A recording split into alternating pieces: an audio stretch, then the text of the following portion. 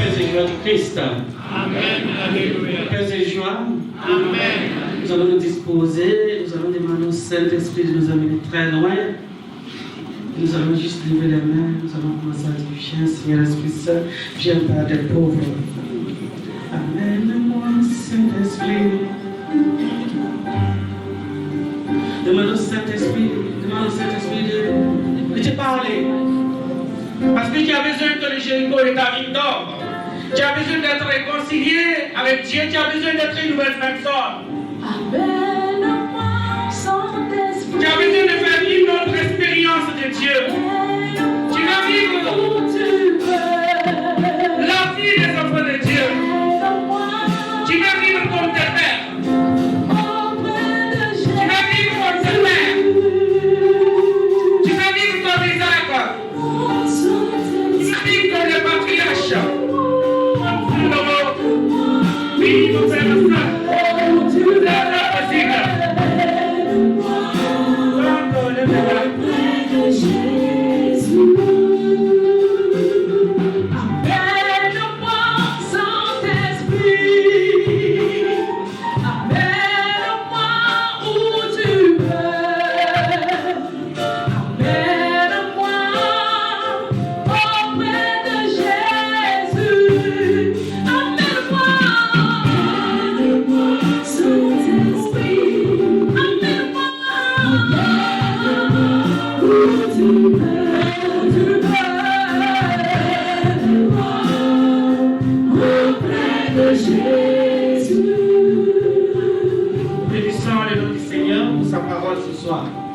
Alléluia. Amen. Merci Seigneur Esprit Saint, merci d'être présent. Merci de nous disposer totalement à ton action. Merci pour ce que tu fais pour chacun et chacune de nous. Alléluia. Amen. Donc, ce soir, nous sommes à 1 voix, les versets 18, 30 à 40. Alléluia. Amen. Et ici, nous voyons le prophète Élie qui est en train de restaurer une alliance détruite. Alléluia. Frères et sœurs, nous allons renouveler dans cette semaine notre appartenance à Dieu. Nous sommes de Dieu. Nous sommes de Dieu.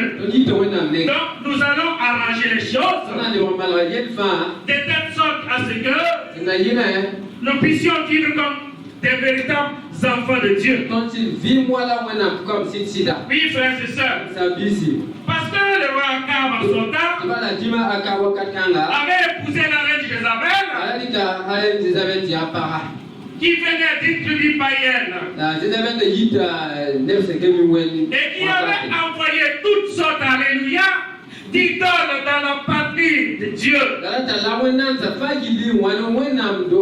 Et qui avait fait que le peuple s'était détourné de la vision de Dieu. Le peuple est en prostitution. Mon frère, ma soeur, il faut savoir qu'à chaque fois que tu vas t'incliner devant une idole, dans une société secrète, dans quelque chose qui ne glorifie pas le nom de Dieu, qui est contre la foi chrétienne catholique, tu es en train de te prostituer. Parce que tu es en alliance avec Dieu. Tu es en alliance avec Dieu. Tu es en partenariat avec Dieu. Il a dit, je ferai de toi mon peuple. Je serai votre Dieu.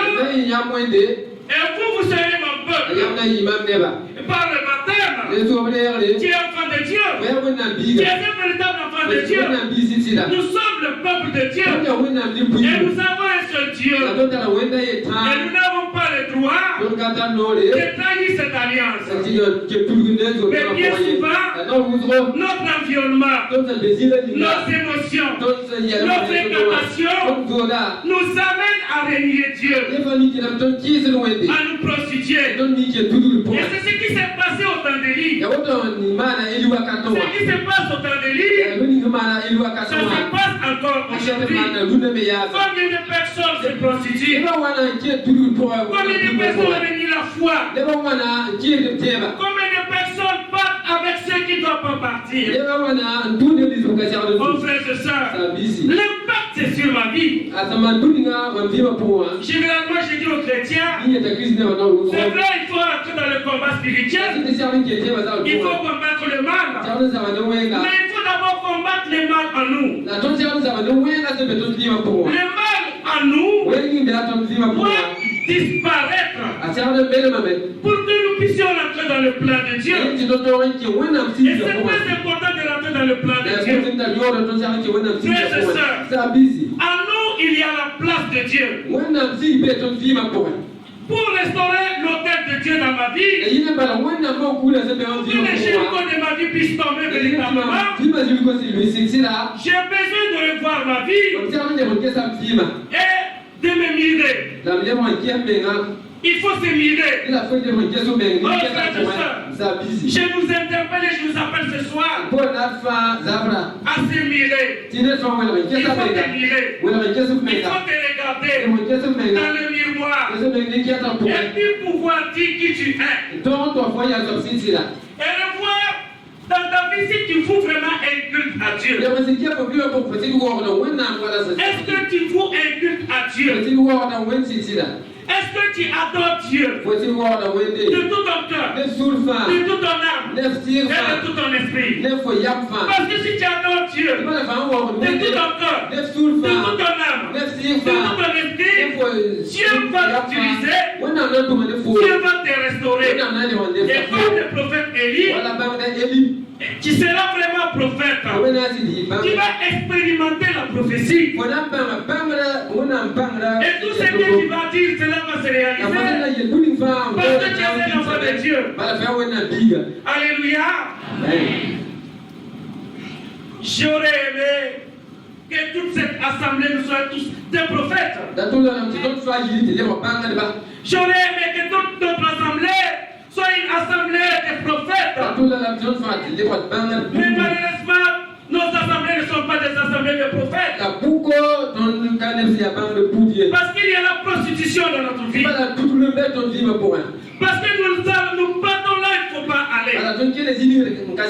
Et Dieu nous interpelle ce soir. Les chéricons de nos vies vont tomber. Si nous regardons nos vies et que nous recréons une alliance frère avec Dieu. Une alliance frère avec Dieu. Vouer un culte frère à Dieu. Et revoir notre zèle. Notre zèle dans l'engagement. Notre zèle dans les missions. Si je n'étais pas dans une association, dans un mouvement, il faut que je revoie ma situation avec Dieu. Pour que les chéricons de ma vie puissent tomber, il faut que je puisse servir Dieu en esprit et en vérité. Dieu a besoin de moi. Il veut opérer quelque chose d'extraordinaire dans ma vie. Mais il a besoin que je puisse coopérer. Comme Saint Augustin l'a dit, le Dieu qui t'a créé sans toi ne peut pas te sauver sans toi. Il faut que tu puisses te manager. Et j'aime beaucoup ces chers l'Esprit Saint qui dit il faut bouger. Le Saint-Esprit n'aime pas les gens qui sont assis. Le Saint-Esprit aime les gens qui bougent. Les gens qui bougent. Les gens qui se disposent. Les gens qui le servent. Les gens qui le voient un culte frère. Et en ce moment, quand tu vas offrir quelque chose à Dieu, quand tu viens offrir ton présent à Dieu, Dieu va bénir. Dieu va t'élever. Dieu va te fortifier. Dieu va t'attirer vers la sainteté. À ce que ta sainteté puisse toucher le monde. À ce que ta sainteté puisse éblouir dans la vie des uns et des autres. Et tu vas apporter ces sels dont l'humanité a besoin. Tu vas apporter la lumière dont l'humanité a besoin. Parce que ta réflexion, tes pensées, Tout ce que tu fais, c'est la tête de la lumière de Dieu. Et là où tu vas passer, la lumière va jaillir. Là où il n'y a pas de saveur, il y aura de la saveur. Alléluia. C'est très important de le savoir. C'est ça la restauration. Frères et sœurs, avec l'évangile de la prospérité qui est venu de l'Amérique latine et de certaines églises protestantes du Nigeria, nous avons l'impression de rentrer dans des temps de manger avec Dieu.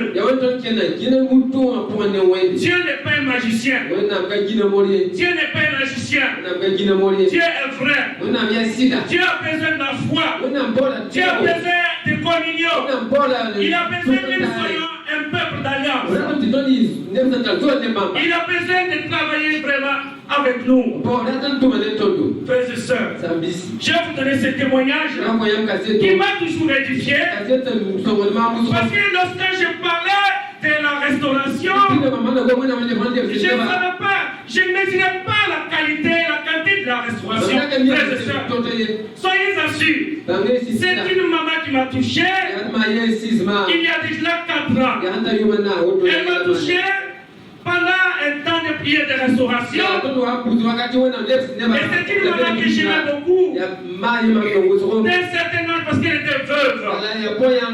Et au cours, alléluia, de la prière de restauration, nous avons fait la prière et nous avons demandé au Dieu d'Israël, au Dieu frère, à l'Esprit Saint, de manifester sa gloire et sa puissance. Parce que nous voulons totalement lui appartenir. On s'est donné, j'avais demandé à tout chacun de se donner corps, âme et esprit à Dieu. Et c'est en ce moment, quand nous avons fini, nous avons voulu offrir à Dieu ce que nous avons au plus profond de nous. Et cette veuve dit qu'elle avait une pièce de 50 francs. Parce qu'elle est veuve depuis plus de 30 ans. Elle a perdu son mari en Côte d'Ivoire. Et on l'a ramenée au Burkina. Elle et toute sa maison. Elle avait 5 gosses.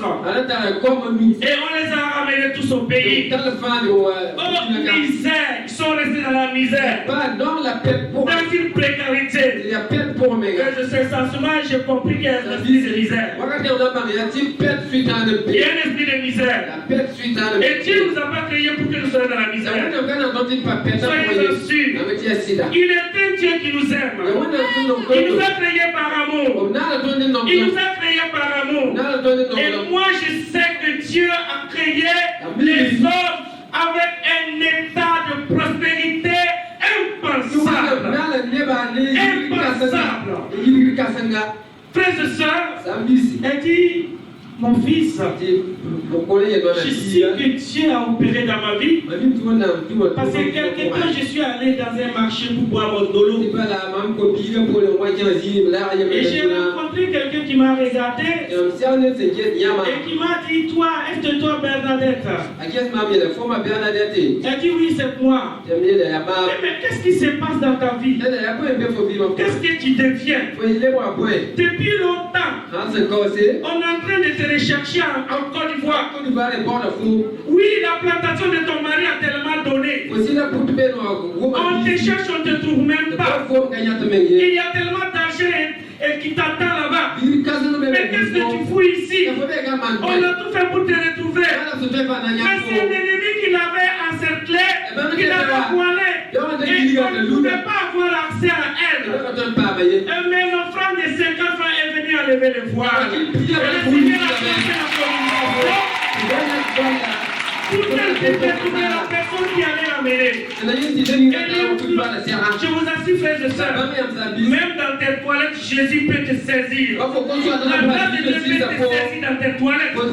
Et la grâce de Dieu l'a saisi dans un hangar, dans un holographe.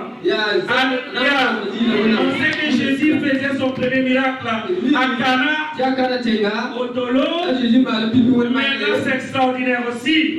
Et voilà que le monsieur prend le téléphone, il appelle quelqu'un en Côte d'Ivoire. Elle dit que sur place, on l'a transféré plus d'un million de francs. Il a donné l'information.